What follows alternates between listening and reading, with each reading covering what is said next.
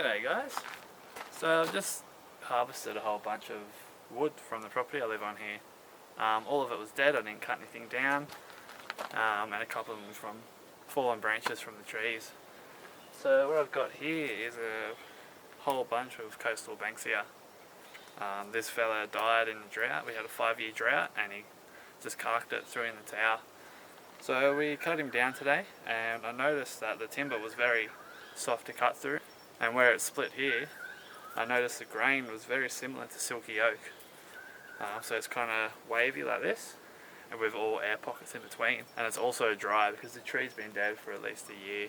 I also got a piece of acacia or wattle. These two trees, the acacia and the Banksia, actually lived next to each other. The Banksia died in the drought and the wattle fell over in the flood. So I've got all the wood stored away in the woodshed to dry out, and I'm going to see what we can make out of these pieces of Banksia to see what kind of properties the timber holds, whether it floats or sinks, and whether it'd be good for making lures. So let's get into the shed.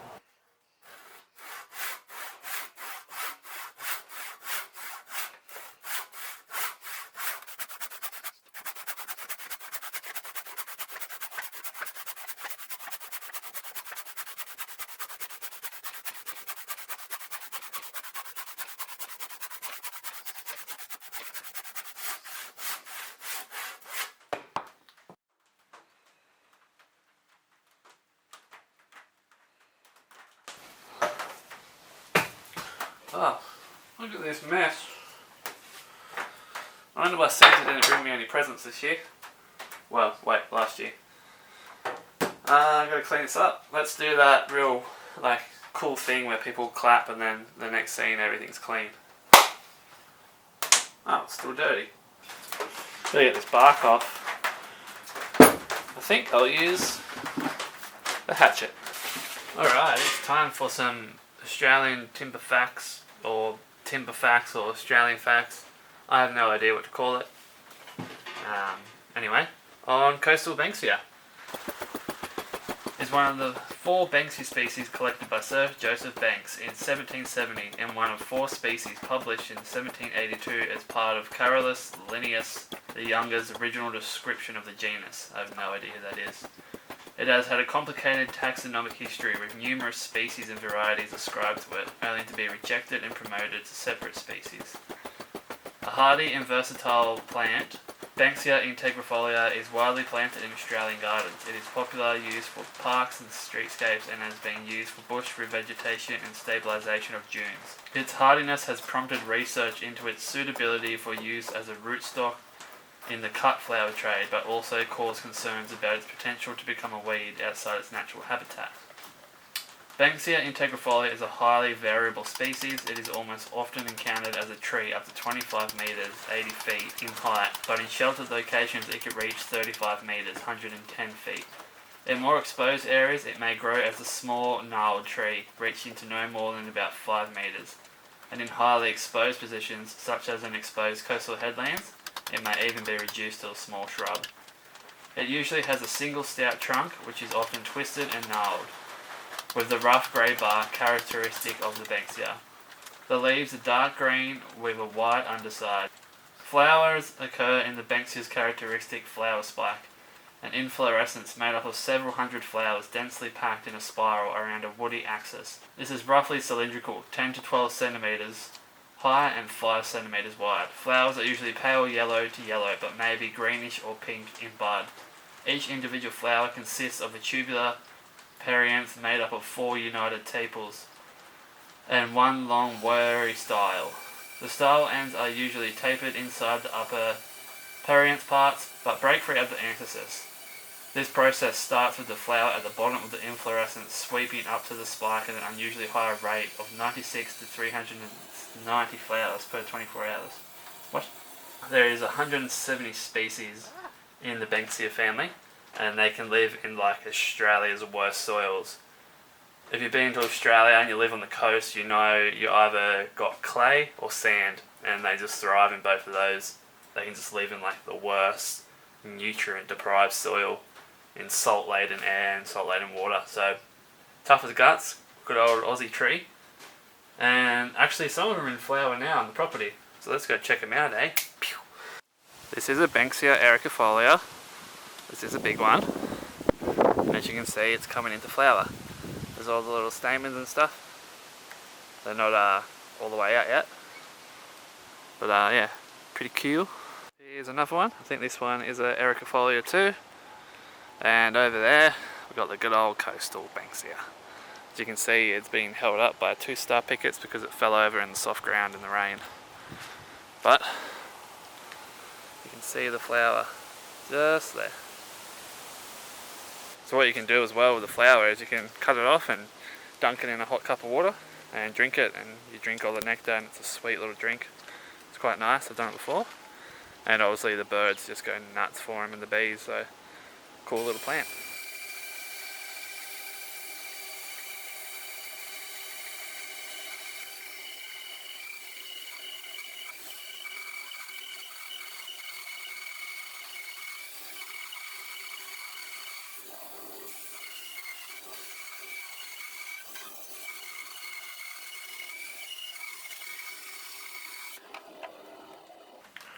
Bandsaw absolutely hated that.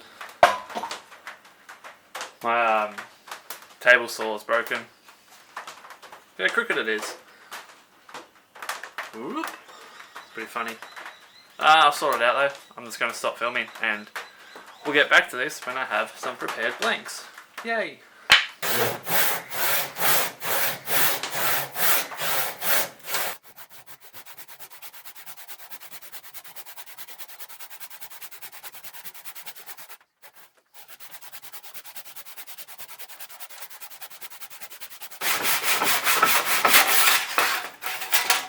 Oh, holy crap, that handsaw's blunt. Alright, got the blank done, and check out how good this grain is. It's beautiful. I don't know how it's going to be like to work with, but look at that. That is absolutely gorgeous. Absolutely gorgeous. Look at that side's sick. It's very different grain. Probably going to just leave these lures nude. Little nudie lures. Just going to chuck this piece of Banksia in the water, see how if it floats or if it sinks, and then determine what type of lure to make. Oh, I missed.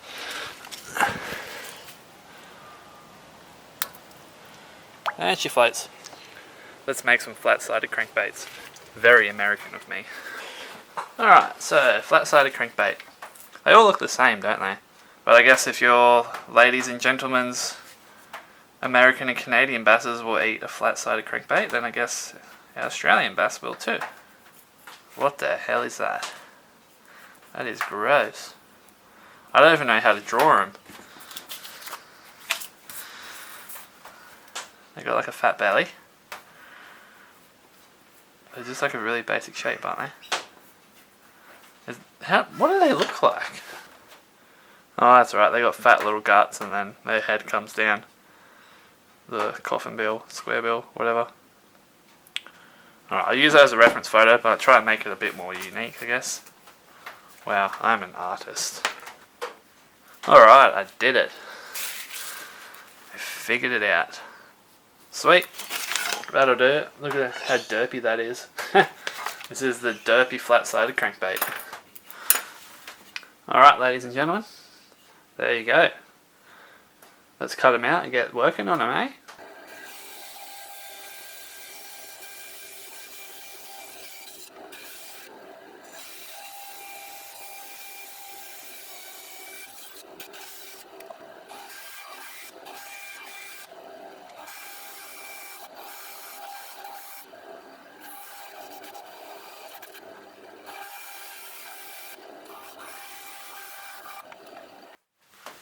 Oh, I definitely ruined my bandsaw trying to split that log in half before.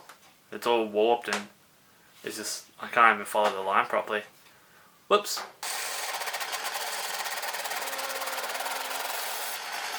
It's just cleaned up and look how dirty the place is again. Look at this crap.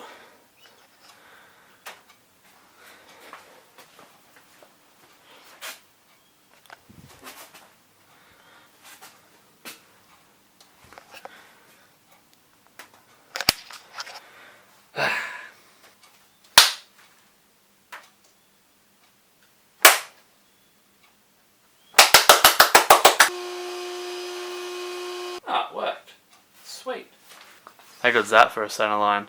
Right bang on in the middle. Silly bugger. I'm just going to sit here to some music and whittle these guys out with my knife, put the profile in them, sand them, and just cruise along. Put some music on and chill. And this week, my song of the week is Constance by Spirit Box. If you like heavy music, check them out. They're bloody good. Okie dokie, so they're all sanded up. Looking pretty smick. This one's my favourite. Really grain on him. I'm going to leave this one nude. He just looks way too cool. Look at that. There's such a different grain in this Banksia to anything else I've ever used. And it actually is really nice to work with. It's quite light. It's not super soft, but it's not so hard that it's a pain in the ass to work with. It carves really nicely. So let's put some lead and some hook hangers in these guys.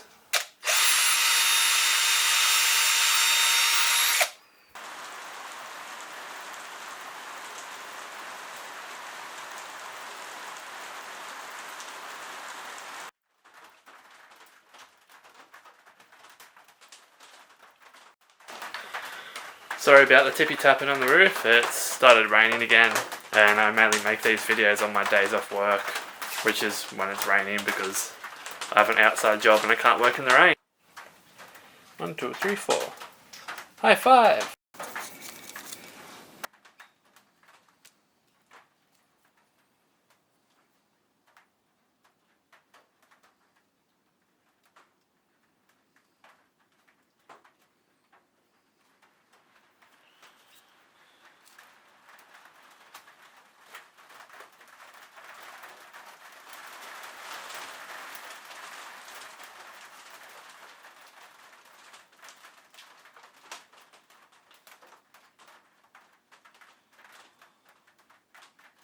That's our lizard who lives in the shed.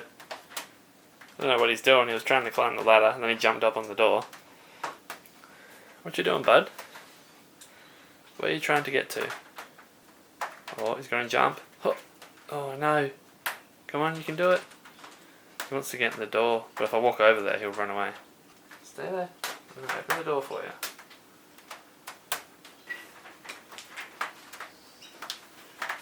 He ran away, but I'll leave the door open for him.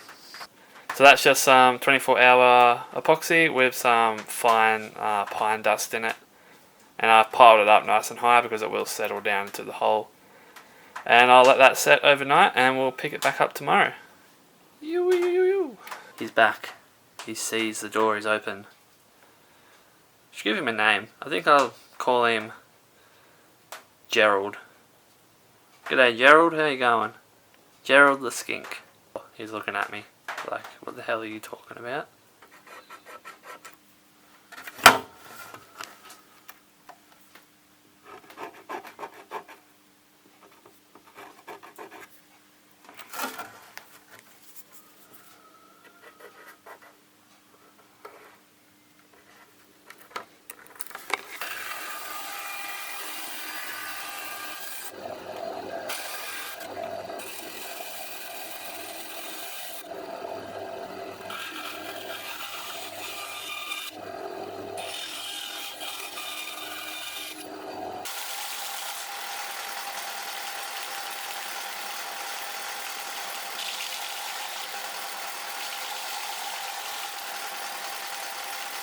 So what I did just then with the lips was I cut them all out and then I stuck them all together with some double-sided tape.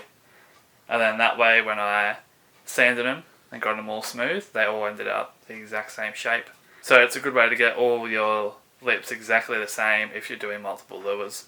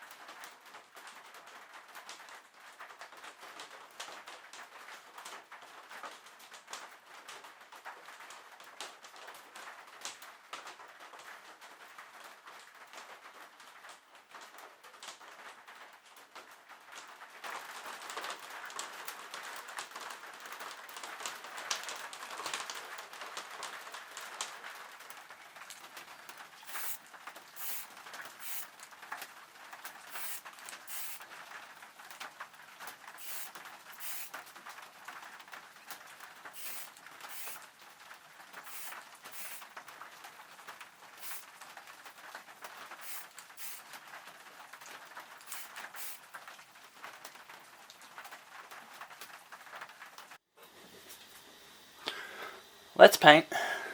I have no plan for this. We're just going to pick random colours. Starting with detail yellow.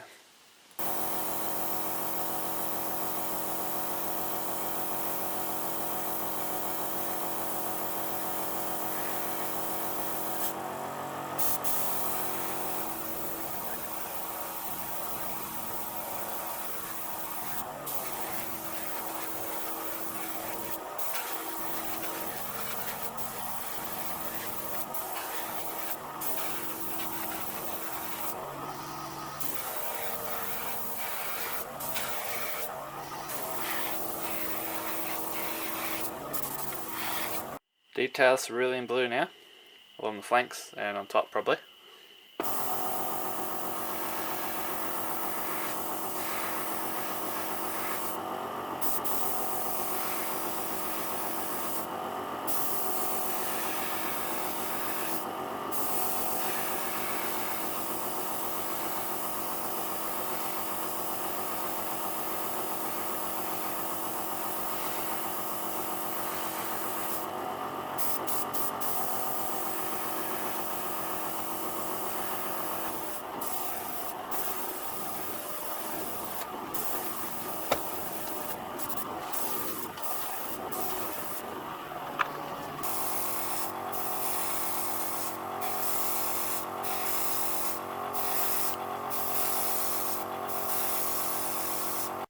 Alright, so that was Pearl Platinum and then some Pearl Lime on the top. See how she turned out, eh?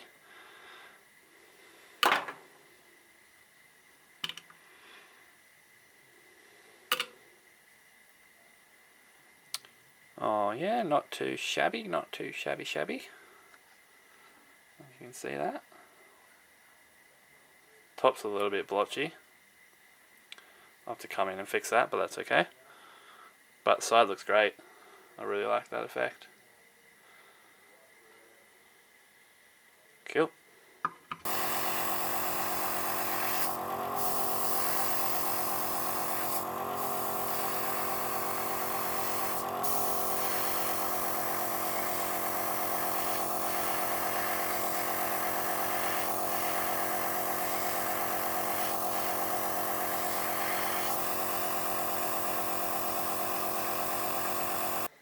Just fix that back up with some Detail Smoke Black, which is quickly becoming one of my favourite colours to paint. And I'm going to put some scales on top, blend it all in, make it look spiffy as.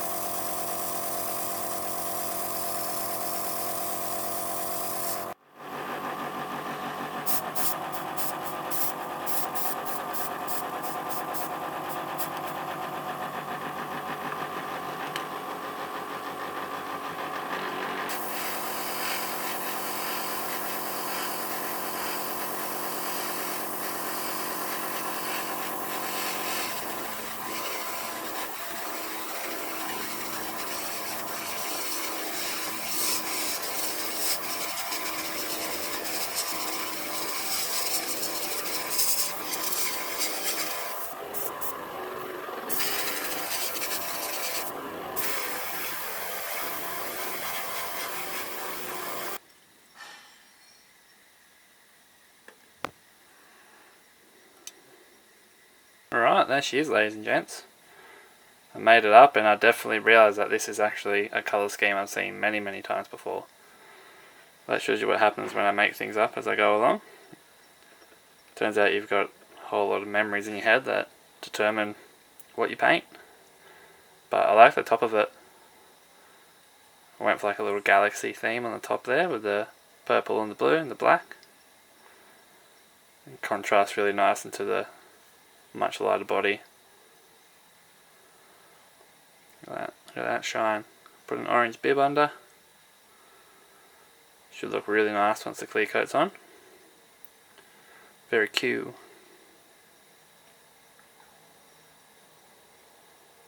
I am tremendously happy with how they've turned out. They look bloody good. I just sat here and just made them up as I went along. Used all my new colours and they look really good. But you can't see them yet. I got to get that clear coat on. How's that, guys? Can you see that? I think that lighting's a bit better. Might be able to see the lures a bit better. But you can see the colours are really nice, hey? Really nice details. Get this clear coat on. Man, they're looking good. I reckon this one here is probably my favourite. Closely followed by that one. Look how good they look. Can't wait till this clear coat sets. It really made all those colours pop perfectly. Damn. Alright, let's pick this up once they're finished. They're finished. And they're looking great. Let's have a closer look at them, eh? So I've got this fella here. Looks super nice. Got that violet and blue green through the body. Carmine red belly. Then we got that real cool pearl blue on the top. It all shifts and changes. Got the scales there, as you can see, on the different angles. Very nice. Then we got this fella here. Burnt umber belly, orange flank, yellow flank, blue top.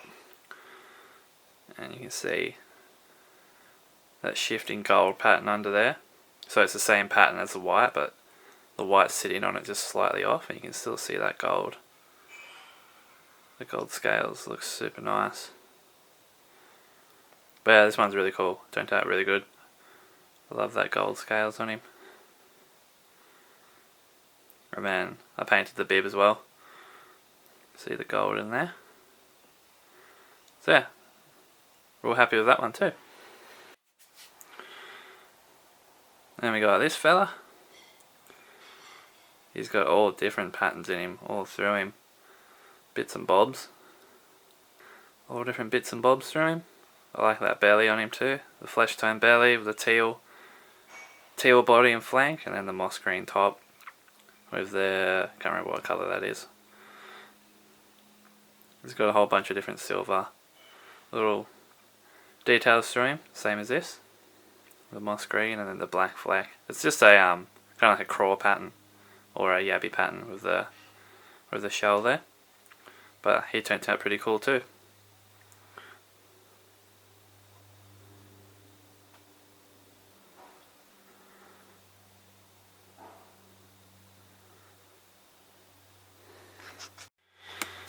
And last but not least, the one you saw me paint, this little fella. He turned out great. Look at the top on him. He needs an extra coat of epoxy, this guy, I can see. There, it's come off a little bit. But I'm not too fussed about that. But he looks great. It's going to put a lot of shimmer, a little flash.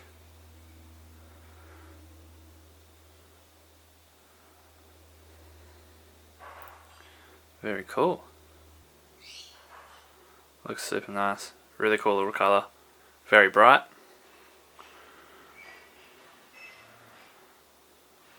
Sweet. Let's go swim these guys. See how they work.